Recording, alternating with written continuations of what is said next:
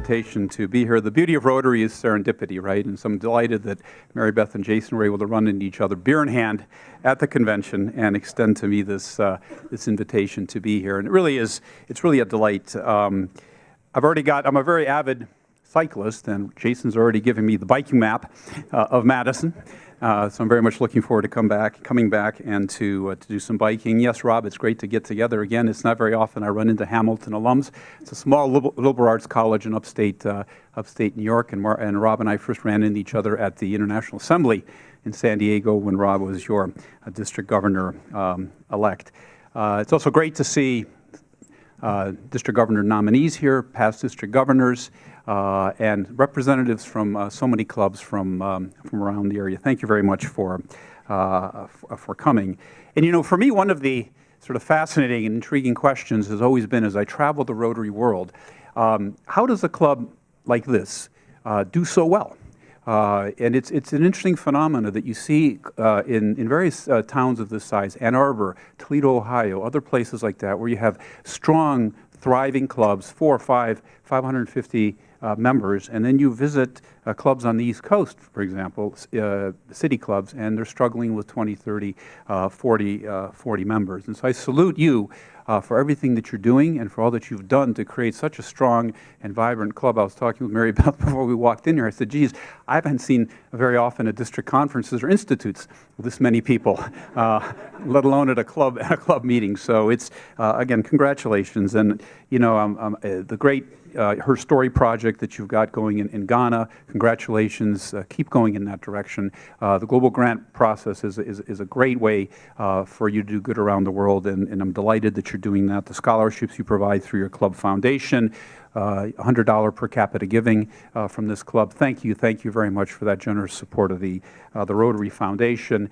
And the various fellowships that you do. This is a concept I haven't seen before, where you have fellowships within your club. Rotary International, of course, we have fellowships that are global, and this is the first time I've seen a club that has sort of fellowships within the club. So thank you for that innovation, and something I'm certainly going to be bringing to other Rotary clubs that have the sufficient size to be able to do that. So again, thank you for all that you do for your communities, and thank you for all that you do for Rotary and for making the world truly a better place.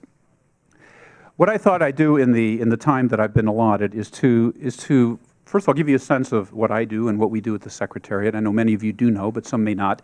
And then touch on a number of the key issues that we as an international organization are facing. In other words, give you a global perspective on some of the challenges that we're facing as an organization. Some of the challenges may be relevant to what you're facing, and some may not. But I thought it'd be helpful just to give you a broader global overview.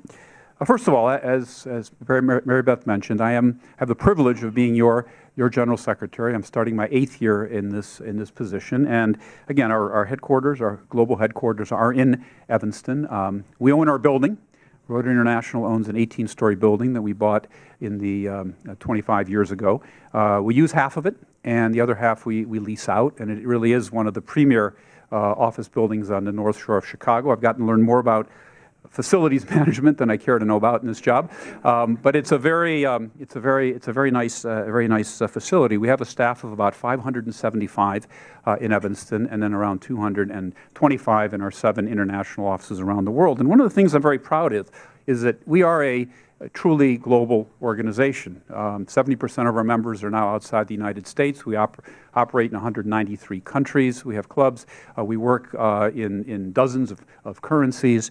And our staff, your staff, because we're here to support your activities, 40 languages are spoken by the Rotary International staff in Evanston.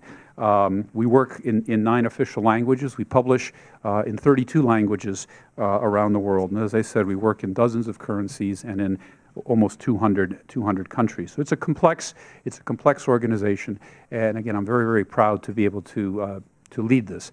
I would urge you to come up to Evanston, come and visit. We've a lot of great things to see in our building, and then you can go down to Chicago and have a makeup, sort of do the historical tour of Rotary, have a makeup lunch at Chicago 1. The Chicago Club is now renovating the Paul Harris home, which is on the south side of Chicago. It's the home where Paul Harris lived. That's where Rotary was founded. It's really the sort of Mount Vernon of Rotary, where the first club meetings took place. It's where Paul died. And the home is being renovated to the condition it was in 1947 when Paul passed away. And then you can go to visit the Paul Harris grave at the cemetery, which is very close to there. And the Chicago area, Chicagoland Rotarians have done an outstanding job of maintaining his grave site. What's interesting is that the founder of Lions is buried about 50 yards away from where Paul is buried. And I can tell you that even in death, Paul is stomping on the Lions because his gravesite is a heck of a lot nicer than the gravesite of the Lions founder. So please come to Evanston and please, we'd be delighted to host you. Plenty to do in terms of a Rotary historic tour in the Chicagoland area. So what are some of the key issues that we're facing as an organization on a global level? Well, first is, as you're all aware, our global signature initiative, and that is the eradication of polio. We have 18 cases so far this year. We had 22 last year. And so we're getting close. We're getting better, and I think we're very close to eradicating this terrible disease. There's just two messages I want to leave with you on the polio effort. One sort of on the micro level, and that is now is the time to redouble our efforts in terms of fundraising and redouble our efforts in terms of advocacy to get across the finish line to eradicate this disease. There's a little bit of donor fatigue creeping into the Rotary world. A lot of people starting to talk about what should be our next big global project, and those are all important conversations. But now is the time to really redouble our efforts. We have to get across the finish line. We have to eradicate this terrible disease. So please continue your generosity to the effort. We have a current 2-to-1 match in place with the Gates Foundation, where for every $50 million we spend on polio in any given year, Gates will match it with $100 million. It's a terrific leveraging opportunity. We need to continue to take advantage of it. And then there's two big picture issues I'd like to just leave with you on polio. The first is that we're very, obviously, when we eradicate this disease, we will leave a tremendous gift to the future children of the world who will never have to suffer this terrible disease. But I was in New York last week representing Rotary at the UN General Assembly events, and I was in a panel discussion on global health issues, and it became very clear through that discussion that there's another second tremendous legacy that we're going to leave to the world when polio is eradicated, and that is a polio infrastructure that we've been able to develop. And that polio infrastructure is a treasure that needs to be preserved because it can be redeployed after we eradicate polio to a whole slew of other global health challenges. And so for me, it was very heartwarming that not only are we going to now be saving so many children from this disease, but we're also going to be leaving to the world this treasure of the polio infrastructure that can be now redeployed for other global health issues such as Ebola and others. And the second, I think it just highlights for us the importance of partnership. The importance of partnership.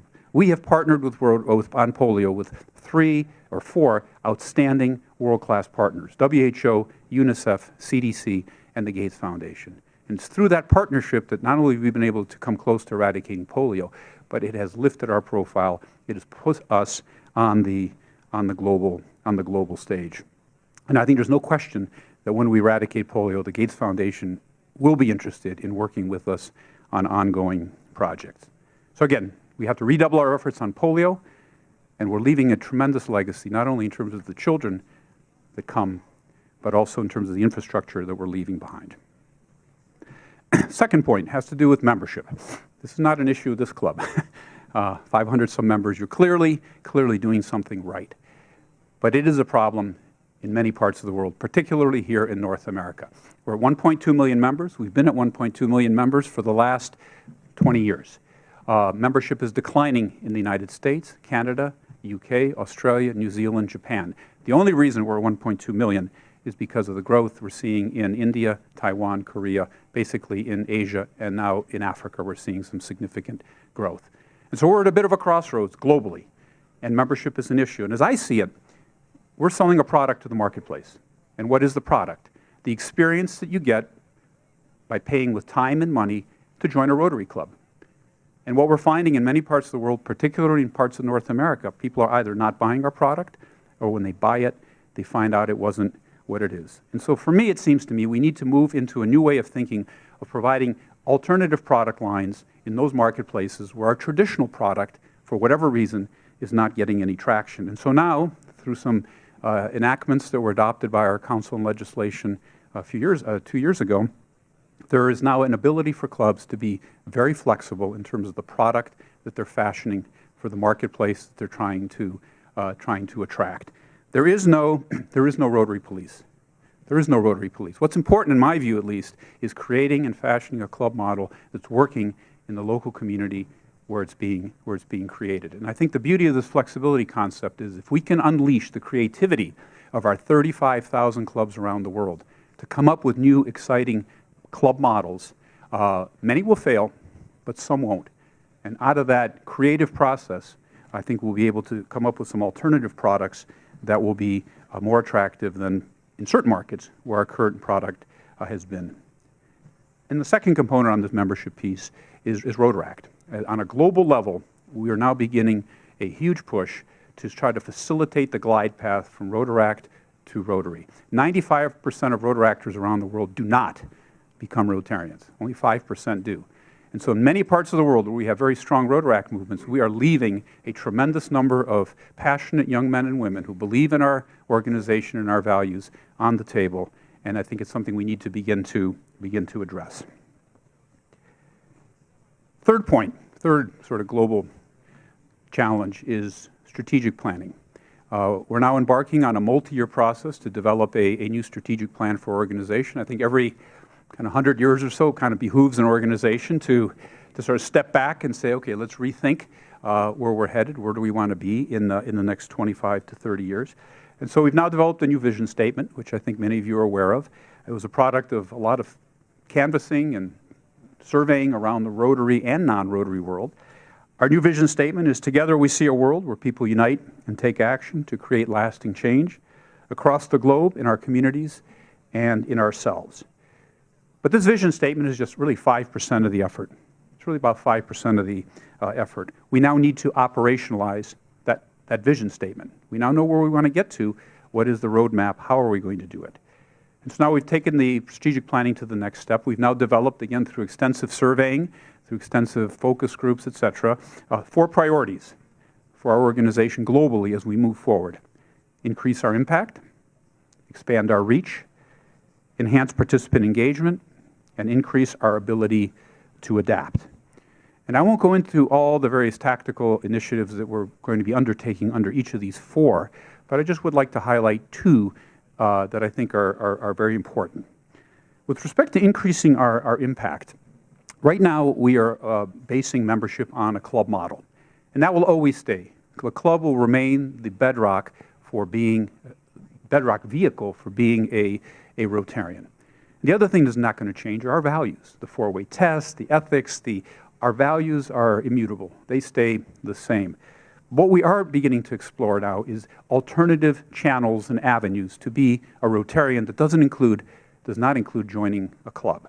And so we're going to be piloting something we're calling global membership, where a person can become a member of Rotary International rather than a member of a club.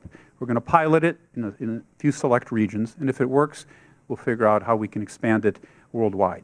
Well, the challenge is, what's the value proposition? Why would you join Rotary International? Why would you pay $200 or $400, whatever the threshold will be to become a global member? What do I get for it? And why would I give $200 to be a Rotary member versus joining Save the Children or Nature Conservancy or the other hundreds and thousands of organizations out there that are competing for our people's time and money? But it is an interesting initiative. We'll see how it goes. If it works, great. If it doesn't, we go back and start thinking of additional ways that we can bring people into Rotary that may not necessarily include joining a Rotary club. And second is the increase our impact. Right now we have one world-class product to sell to outside foundations and donors, and that's polio. And we've gotten millions and hundreds of millions of dollars from Gates for that effort. But other than polio, we really don't have something of scale where we can go to outside foundations or corporations and say, hey, give us your money, we can deliver X, Y, and Z impact and results.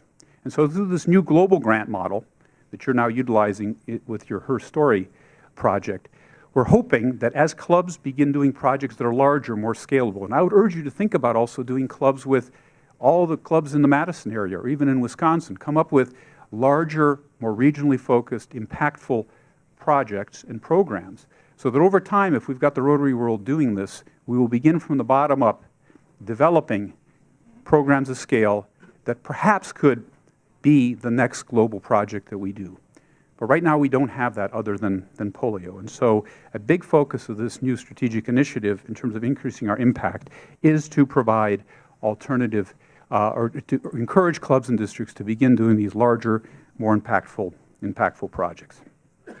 And finally, let me close on the last point I'd like to make, and that is we have now entered into a relationship with an organization called the Institute for Economics and Peace. And it was founded by an Australian IT guy, sort of the Bill Gates of Australia, a gentleman by the name of Steve Killalay. And what Steve's trying to do through this institute is to try to use data to quantify what sort of interventions lead to peaceful societies. We spend a lot of time talking about conflict societies, something called negative peace, but a lot less time on positive peace. What are the interventions that we can measure and quantifiably demonstrate lead to peaceful societies? And so I think through the work that Steve is doing, we now have a new way of looking at peace for Rotarians. Because I suspect for many Rotarians, when you say, what does Rotary do for peace? You may say, well, we have these Peace Fellows that we fund every year, and we do a few projects that maybe deal with some kind of conflict mediation in our communities. But it's very superficial and it's very nebulous for the vast majority of Rotarians. And so through this new concept of positive peace, we now have a new way of looking at peace. And what is that way?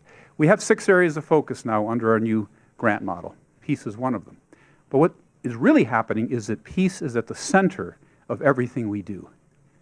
Because the work we do in the other 5 areas of focus directly contributes to creating positive peace, to creating peaceful societies. And we know that because the data, Steve's data, is telling us that those are the types of interventions that lead to peaceful societies. So you may be a water person or a literacy person, but you're also a peacemaker. You don't know that. You may not know that. But doing a water project empirically leads to creating the conditions for peaceful societies. So each and every one of us, as we do our projects in the other 5 areas of focus, is a peacemaker. So now I believe we now have a way of looking at peace that touches every Rotarian, and it becomes tangible and real for each and every one of us, because we know that through the work that we do, we are leading to more peaceful societies. In effect, we're all peacemakers.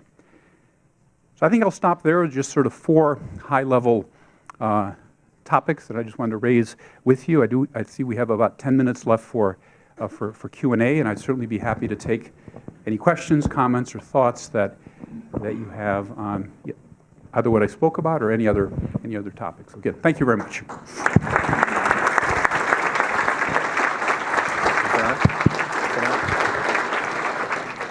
Hi, Paul Riemann. Thank you, John, so much for coming to our club and visiting. I was fortunate to be able to go to the Atlanta Rotary International Convention last year, and it was wonderful when Bill Gates gave us hundreds of $1 million for the matching grant for the polio campaign. But what totally blew me away, and if you'd speak to this, is then I guess the experts in polio eradication said, well, I believe the numbers were we need 1.5 million more, and then with the Gates money plus Rotary matching that, and then Rotary, I guess, went around to countries and got pledges. And could you speak about that? Because then they went and they added them up, and we were at, because of Rotary's effort and leadership, we were at 1.2 billion. And it just blew me away. Can you speak about that? And then also, could you say a few words about why our members should, if they haven't been to a Rotary International Convention, why they should go to one? Okay, all right. Thank you. Let me start with the second one first. Our conventions are fantastic. I mean, think about it. Every year, we are organizing, in effect, the Republican or Democratic National Convention every year in a different country around the world.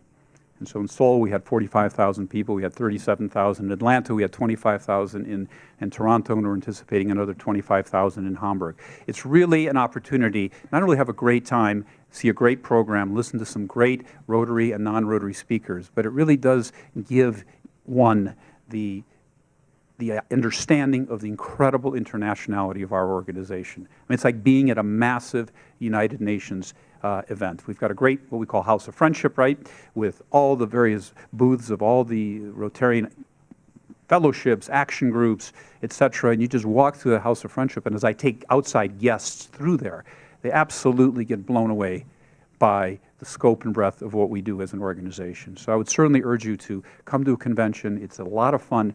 You can meet some great people from all over the world, and you really will get a sense of this extraordinary organization that we're a part of. Very often when you're in a club, you may not have that broader appreciation of what we are as a worldwide organization. With respect to the pledging moment in Atlanta, yeah, that was absolutely fantastic. What is it that Rotary has brought to the table for polio?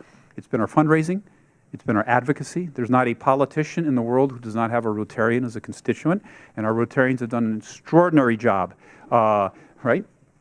Dealing with, particularly in India and Pakistan and in these places where they've been really struggling to get polio eradicated, to lean on the governments to continue to get the job done, and so it's and the third is boots on the ground.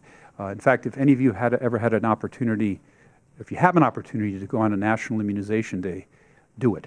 It's a life-changing experience. I know for me, when I went to my first one in India, in Mumbai, and these mothers are bringing their children in to be vaccinated, and you're putting 2 drops of vaccine in that child's mouth, it becomes very emotional, very personal. It's not just a check-writing exercise at that point. And each kid that was coming, I was going, wow, 2 drops, and I have prevented this child from having polio forever.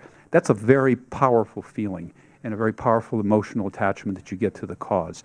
And so we do advocacy, we do boots on the ground, and we do fundraising.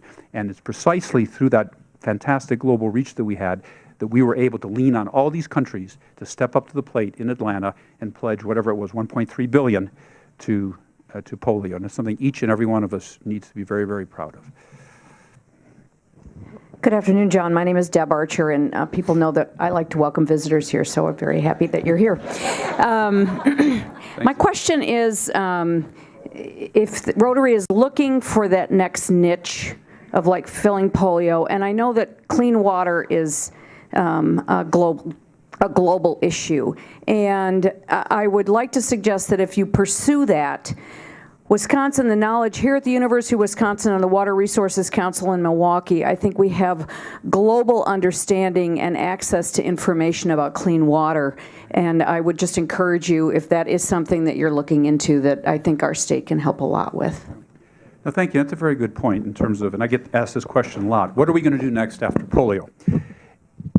The challenge we face is that we can't take the foot off the accelerator on polio. We can't lose that singular focus on polio.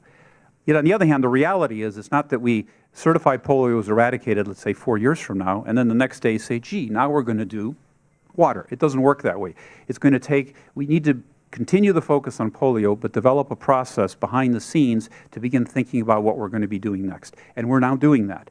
The challenge is, as you know, 1.2 million Rotarians, 1.4 million points of view. And so how do you, right, how do you get this broad group of people to rally around a cause? I personally feel, and Harvard Business Review asked me to do a piece about 4 years ago on how it was that Rotary has been able to stay the course for 30 years with such a diverse and international membership. And I said my view, and it's just my personal view, there are 3 things that made polio sort of the stars lined up. One, it was something that everybody in the world understood back in '85. 125 countries with polio. It was a real thing for the vast majority of Rotarians. Secondly, you could participate beyond check writing. You can go on an NID, do the 2 drops, and we were able to develop through the NIDs a whole cadre of passionate Rotarians who'd sort of been involved beyond check writing. And third, there was a clear end date. It was easy to measure whether we were successful. Success was easy to measure. And so the question then is, what else is out there that meets those 3 criteria? And people may have others as well. And that's our challenge, to find those things. And it may be that we have a signature project in each of our non-peace, the 5 areas of focus. That may be the result. Or the Rotary world may tell us once we go through that process, we're not interested in any more global. Now, I think that would be a mistake. I think polio put us on a map. Polio put us in a sphere that we were not at before, and it'd be great if we could find a global project that can replicate polio. If not, we figure out what we do. Hello? Yeah. My name is Samba. So you did allude to the fact that you think the reason why your membership is going down is as a result of the products that you sell out there. But I also wonder what you think about the demographic of your leadership and also the diversity of your leadership, both internationally and locally. How does that factor into a membership? The other thing is, as far as product that you can sell out there, I mean, I'm a native of African, Gambia in this case, but I can give you 3 products that I know. One of them, Microsoft, is Bill Gates is very interested in, which is malaria.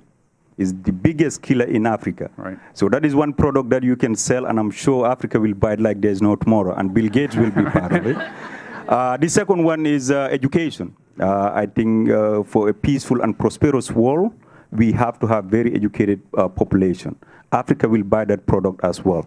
The other thing is clean water, like one of the person who made a question mentioned.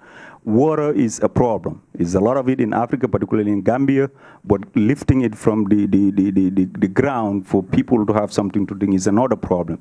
So these are at least 3 products, but I'm also very interested in the leadership of your agency, looking at the fact that, you know, you just mentioned a technology guy who's come up with this idea of positive kind of stuff.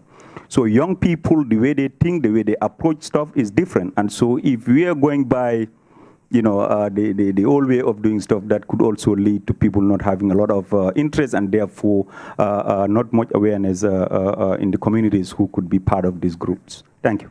I mean, again, thank you for this great question. I think one of the beauties of Rotary is we are so diverse. One size does not fit all. You have Uganda, your continent. The culture there is, for example, they're booming. Rotaractors and Rotarians are pretty much treated as equals. Any Rotaractor can go to any Rotary meeting, and vice versa. They have now that's the sort of culture that they've developed, and they've been able to attract a fairly young membership. In other countries, there's a different regions. There's a different approach, and so we do have. There's no one size fits all in my view. There is a wide range of demographics and challenges that we're facing. And that's why, for me, this club flexibility in terms of fashioning the club product is so important, because we've now given Rotarians the tools to fashion a club product that is perhaps more appealing in the local market to deal with whatever challenge they may be facing, whether it's diversity, demographics, et cetera. So, and in terms of the 3 things you outlined, yeah, those are all important, and I think that will factor in. I'm sure those 3 will be discussed in this process going forward of what will be perhaps our next project. Thank you, John. Stay right there. We've made a contribution to the Rotary International Polio Plus Fund as a way of saying thanks for speaking to us today. We'd also like to present you with a book. Got here. Yeah, look in the bag. The history of our club. And we recently came off a very successful community event, Bucky on Parade. And so, keeping with Rotary's People of Action campaign, we got John a Jump Around Bucky. So we decided not to play the jump around music out of structural concerns for the banquet. I got to tell you, Jason, I grew up in Detroit. My brother went to Michigan. My dad went to Michigan. I need to be very careful with what I do with this. But I do appreciate it. Thank you. Thanks also to all of our visiting Rotarians who joined us today. We are adjourned.